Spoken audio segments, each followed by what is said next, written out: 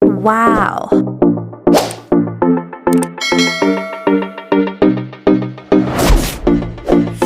Chon at Chon everyone! Nandito kayo sa ating YouTube channel, please.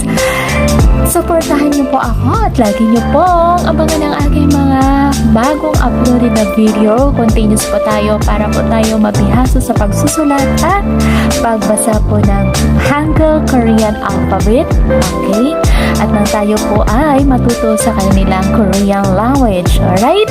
Chon at Chin everyone! 안녕하세요! 만나세요! 좋아요! Nice to meet you again sa inyo lahat. And 이렇게 지내요?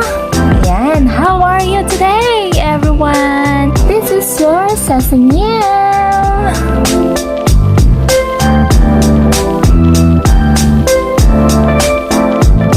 Part 4 na po tayo sa Korean alphabet. As you can see, ayan, ito po ang ating Hangul. Hangul Korean alphabet. Okay? Susulat ko po. Ito po siya, H po. Ayan, para hindi po balik po, diba? H po yan. Ito naman po, letter N. Ayan, and then ito, letter A. Kaya, Hangul. N. Tapos pagdating po dito, letter G. So, letter G.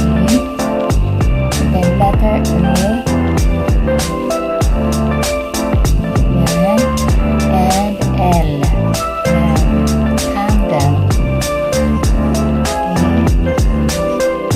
Okay. Yan. Hangul po siya. The Korean alphabet. So, yan po yung Hangul na alphabet na word. Okay? Yan po siya. Alright? So, indako na po tayo sa ating 5 double consonant. Okay.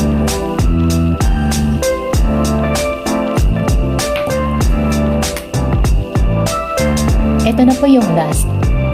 5 double consonant.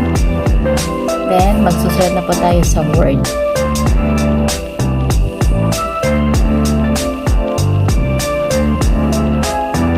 Okay? Yan. Ito yung sinasabi nila na napaka-hard daw kasi matigas i-pronounce to.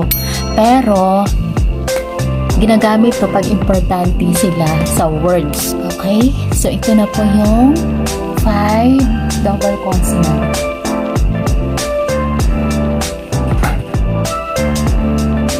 Yan. Ka. Ka.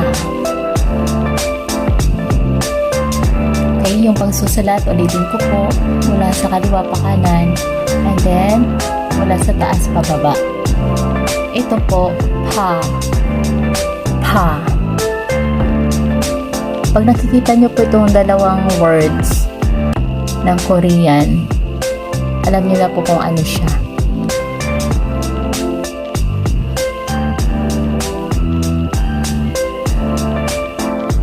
Ito ay S po yan.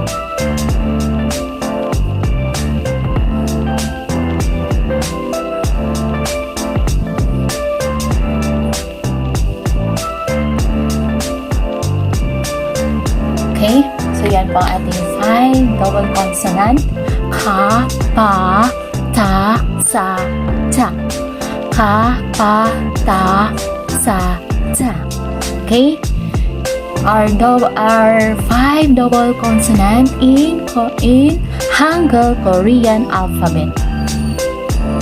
Okay? So, yan po ang ating Hangul Korean alphabet.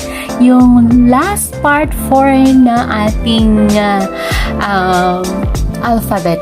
Okay? Yung 5 double consonants. Alright? So, una na po ang 10 basic vowels, 11 compound vowels, 14 basic consonants, and this is the last 4 parts of my Korean alphabet.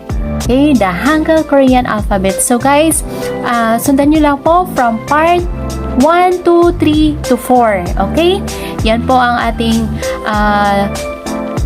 tinalakay ngayon. Okay, I hope nag-enjoy kayo at natuto rin po kayo sa ating Hangul Korean alphabet. Thank you so much for watching, and please leave your comments below. And also, like, share, and comment, subscribe to my YouTube channel, hit the bell on para ma-notify po kayo sa aking updated na mga videos. Okay? Saranghe, saranghe everyone! 감사합니다! Bye! Love, love, love!